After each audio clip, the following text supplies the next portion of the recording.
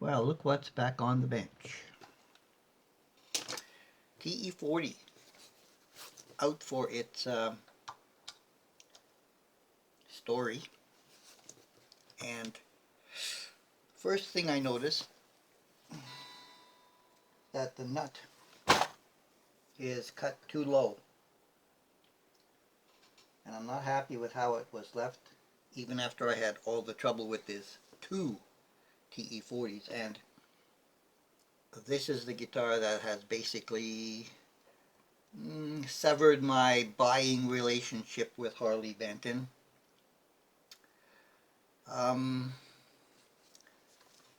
So the nut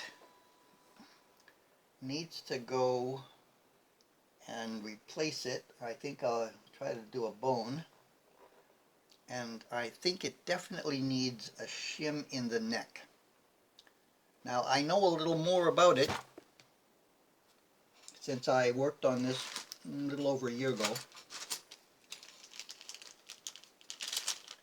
I've got bone and brass that I could maybe option up there and put some shimming in the neck. So first thing I'm going to do is see what I can do about getting this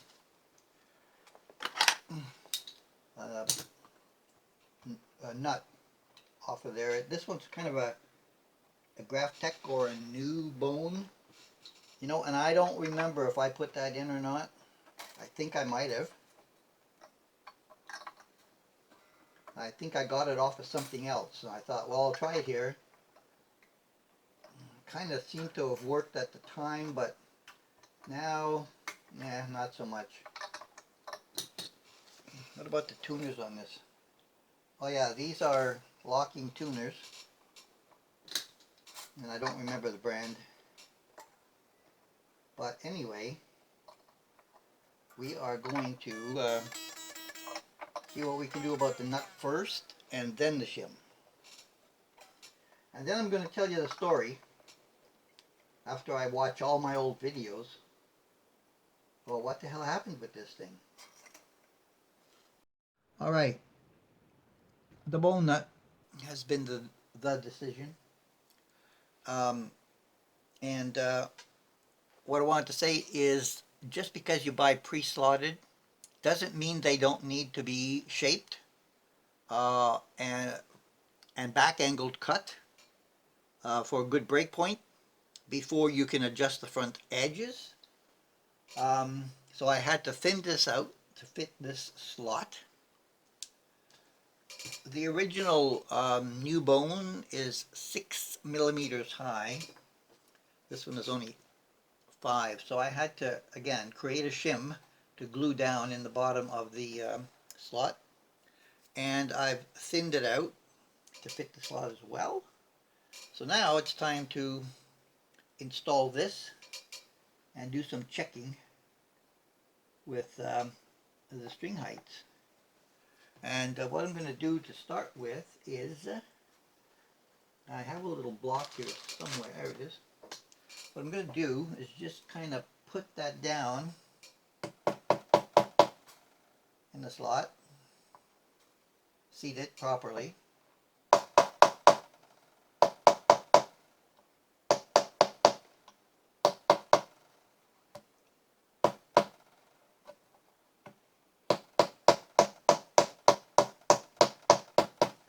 Okay, check the edges.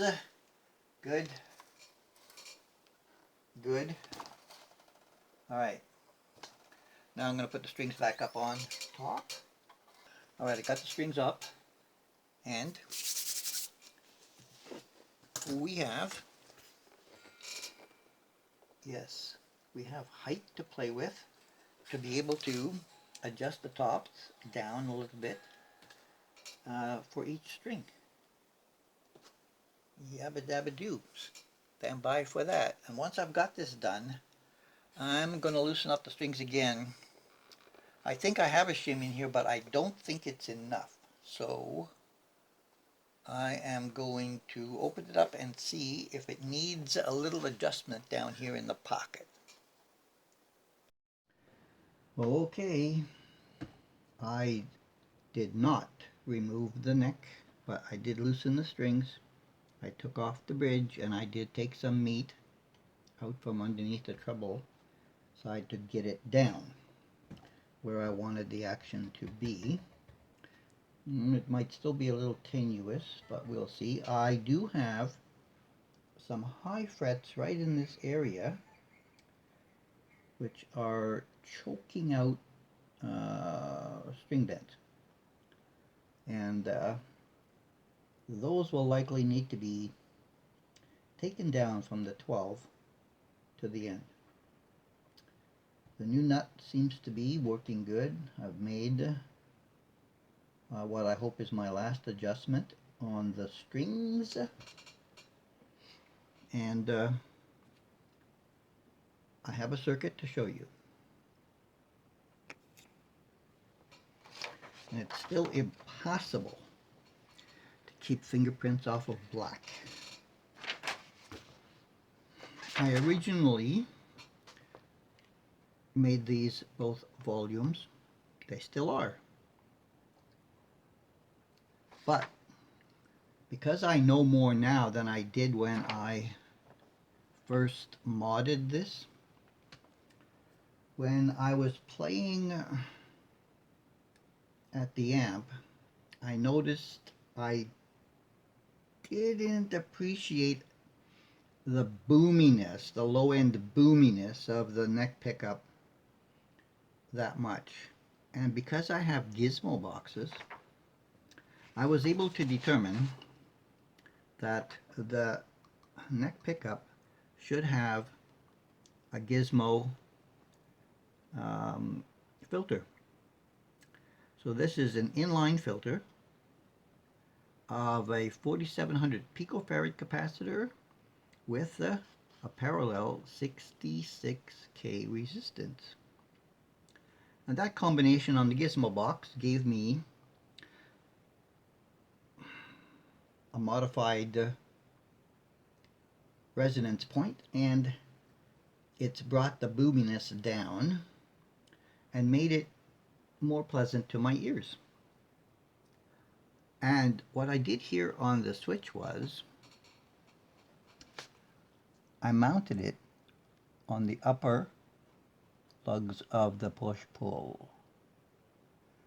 And by doing that, sending the signal in, down, and through the filter works when the push-pull is in humbucker mode.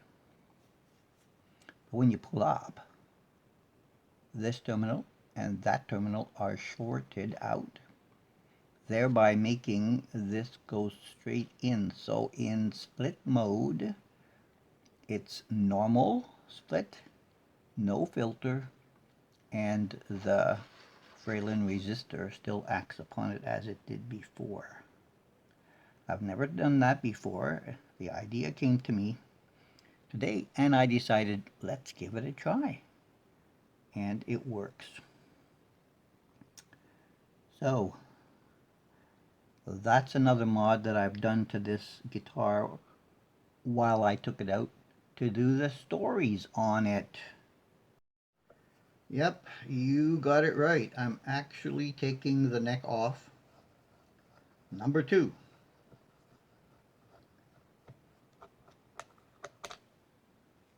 I bit the bullet and decided to do it. It's just annoying me too much that I have bad frets.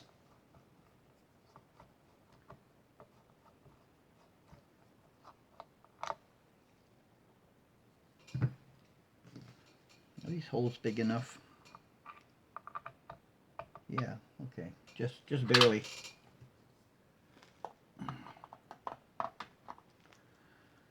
Okay. Ooh.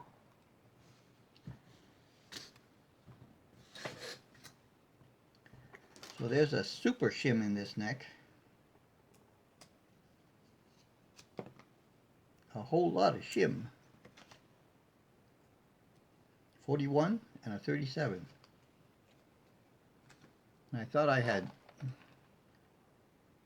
and on top of that, I did glue that piece in there like I thought. So this neck does have a huge down angle and still has the problem. Okay, I am going to move the body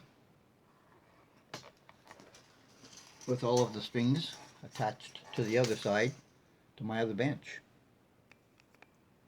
I did not want to start over cutting a new nut and making a new shim for this one unless it's absolutely necessary. So I'm trying to get away with that. Now, what do we have?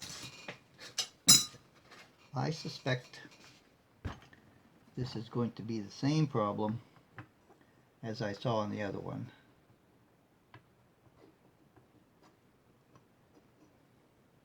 Oh, yeah. Wow.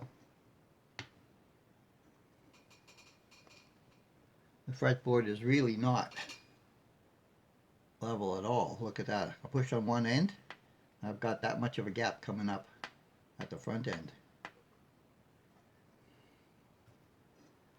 Yeah, it's not been leveled at all. There is a high spot right here at 17 in the board. What does it look like with this?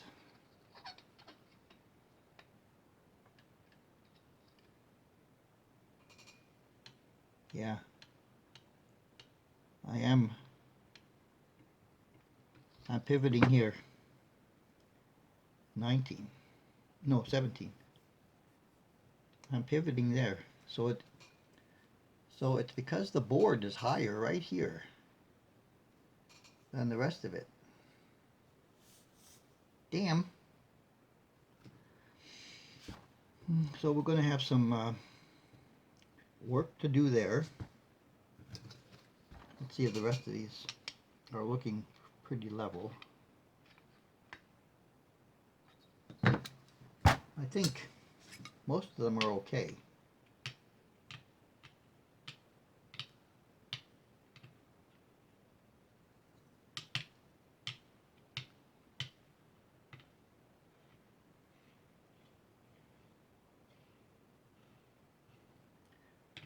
There isn't any problem playing up here.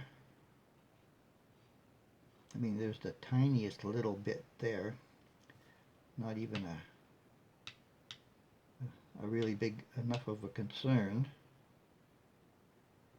A little bit on that edge right there. Might as well mark it if we're going to go in there.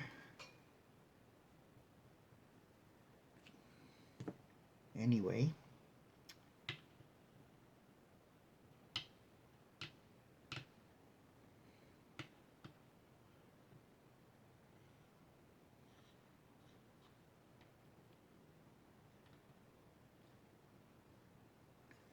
Yeah, okay. Got a bit of a high there.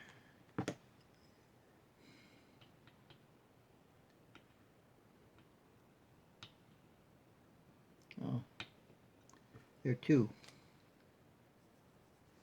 Let me see even if I try it with the high end. Yeah, even with this part high, this is high here.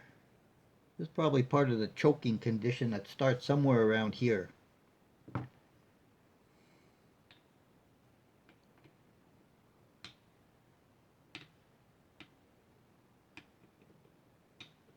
Wow. That one's all the way across. No doubt about it.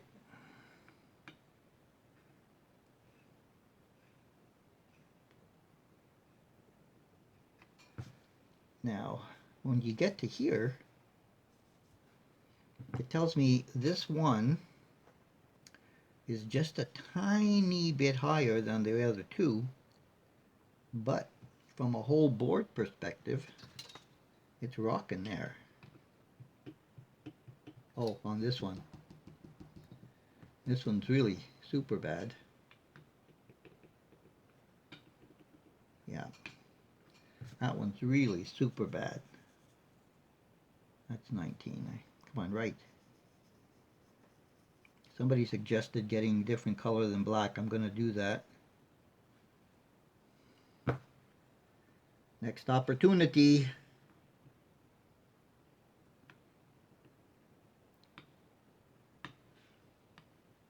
And even with all of that one high, very high, the highest actually, this one is still measuring. Tiny little bit. So it's in there. What about that one? That one too. There's going to be a lot of work to do down here.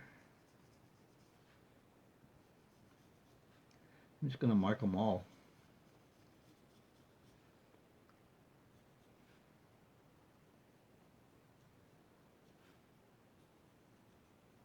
And go after them. Like that. Yeah. This area is the worst. That's, yeah, an annoyance.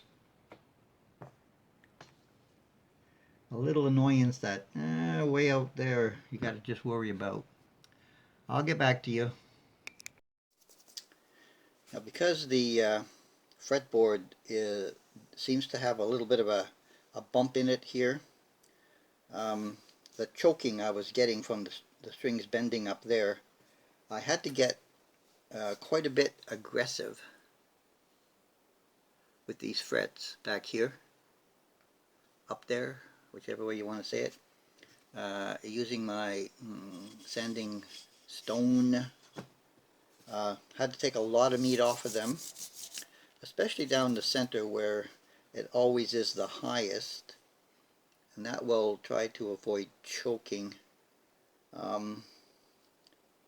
So I've taken quite a lot of meat. The tops are quite flat at the moment, and I'm going to have to now like recrown all that because I've got them all leveled here, plus I'm hoping lower than the rest of them, or at least equal to.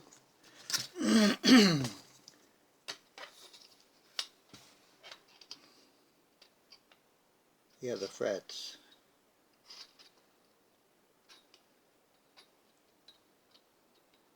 Okay, well that's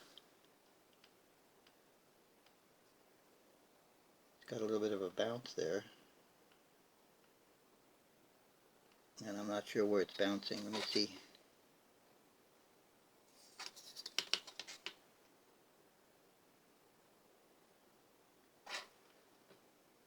That side's okay.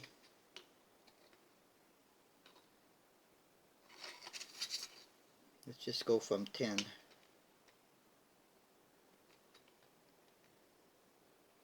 I still have a pivot point. I just don't know exactly where it is.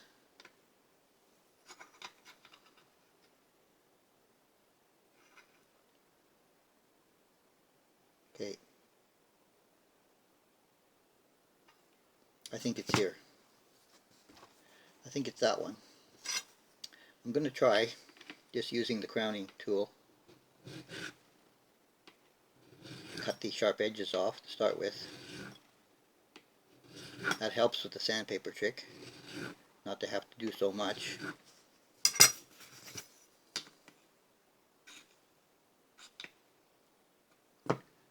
Let's try this.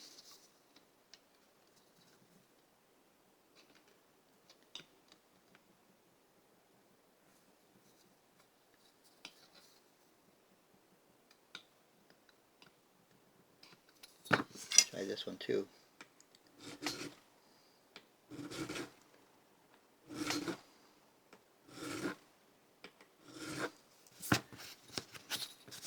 When you get a really poorly built neck like this. Sometimes there's all kinds of little things that are contributing to the problem that you've really got to go after. Let me do this.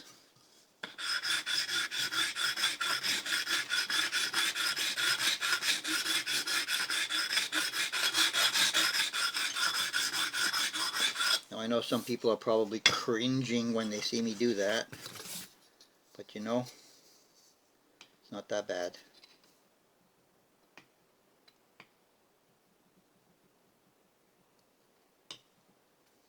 Still there.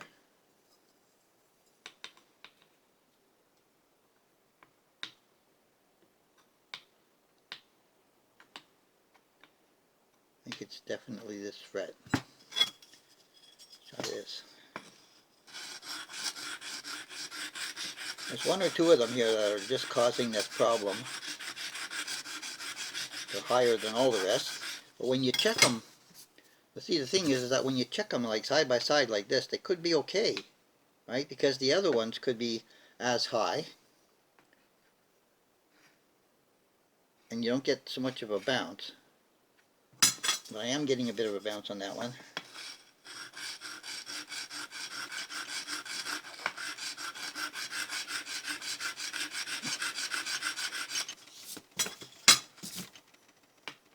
And it's hard just to get that out because it doesn't take much when you're bending a string up on a curved fretboard for it to choke out when you bend, just trying to get up to the, you know, the next whole note.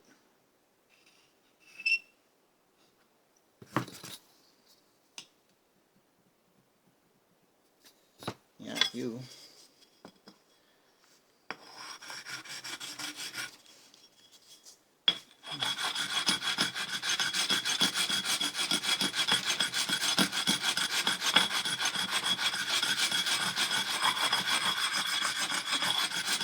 Yeah, I can feel it smoother here than and biting more there.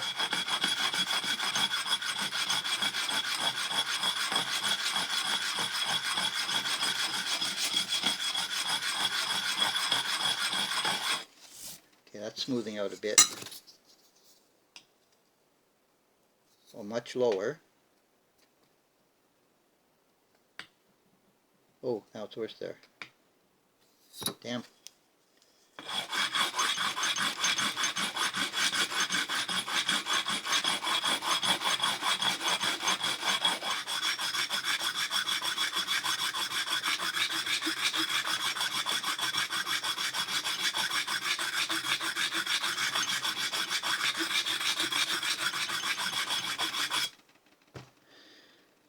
Yeah.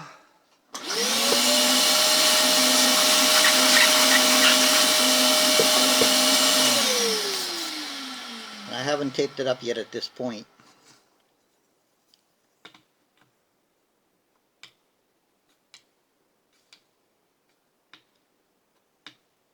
Okay. I think I got it.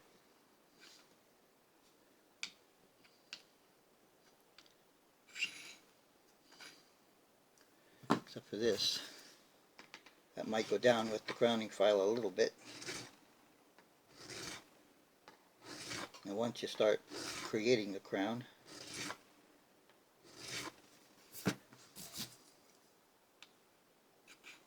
yeah.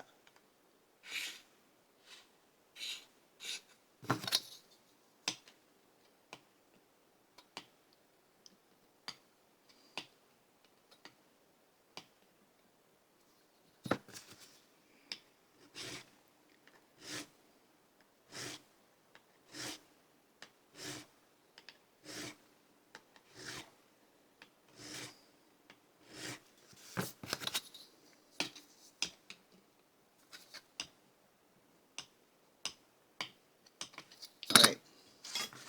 Good. Now I'm gonna tape up this section of the board and go after the crowning. Alright, I struggled and fought with this end of this neck for quite some time, but I think I finally beat it into submission. I just hope that when I remount it, it works as expected. Let's see how this goes in there. I think that was sort of, yeah, like that. And then that was on top of that like that. Now, I remember why I did this extra was because the shim in the neck wasn't exactly enough. So this is the part that makes up the shim, which is 0.37 millimeters. But the 0.41 was to raise the neck in the pocket because they cut the pocket too deep. And there was no way you could lower the bridge far enough to be able to get, action that you could work with on this thing. So this one is basically just to raise it up in the pocket, tiny little bit, to be able to get the action. And now that I'm thinking about that, I may be able to use something just a little bit thicker than this, which will allow my bridge to be able to be moved up a tiny little bit, and then I can get the better action adjustment. So, all right. The other thing I wanted to show you before I went and did that is that, so this is neck 2 and this is neck 1. I was sitting here noticing when I finished that the wood, I don't know if it's going to come across in the camera or not, but the wood, let me see if I get some light here. The wood grain, the coloring on neck number 1 has got more lighter brown in it. And neck number 2 has got more darker colors in it with just a little bit of the lighter color down in there, but there's a lot more lighter color in number 1. Anyway, I've got a spare neck. It does match a standard fender profile, so that's a good thing.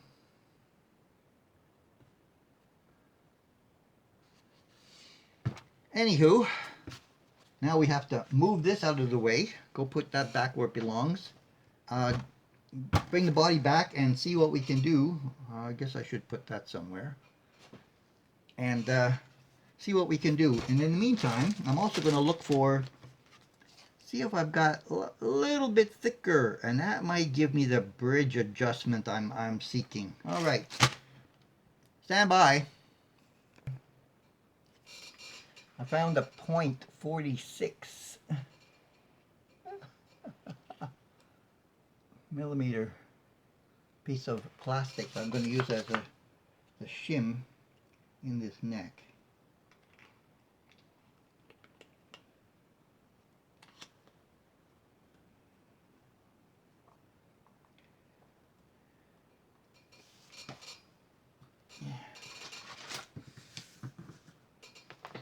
So I just copied the outline of that one and just brought it up a couple of micromillimeters. And hopefully that's going to be able to bring my bridge up a little bit off the base. Okay, that looks reasonable. That looks reasonable.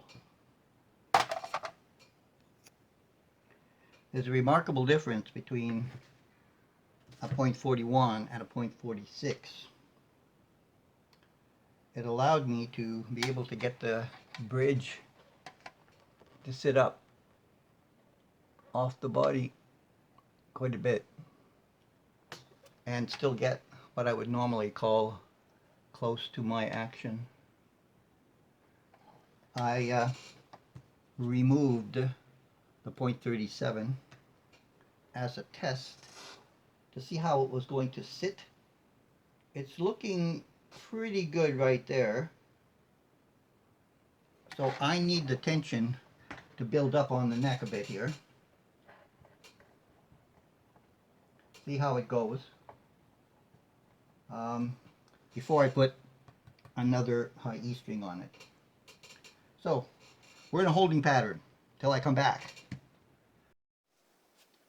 All right, come to the end of the current level of reworking on TE40 number 1 in preparation for me to tell you the stories that happened with 1 and 2.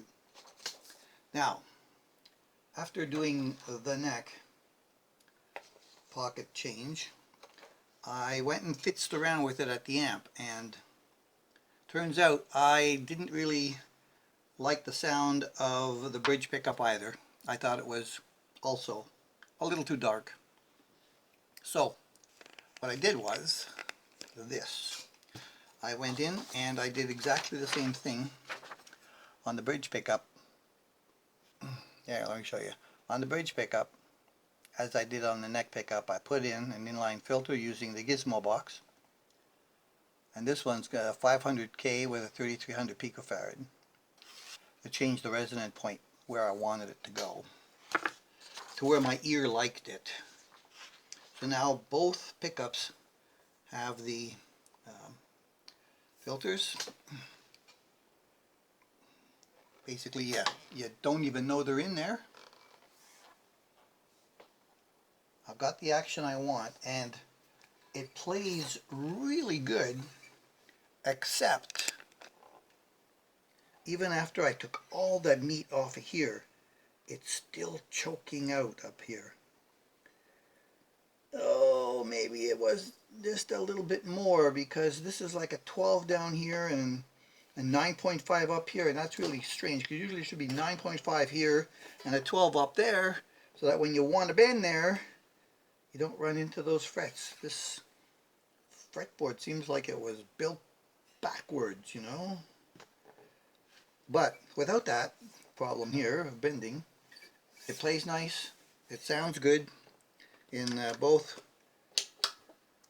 positions, and you'll see the result when I do the stories on it for you. So that's the end of the rework. See you soon.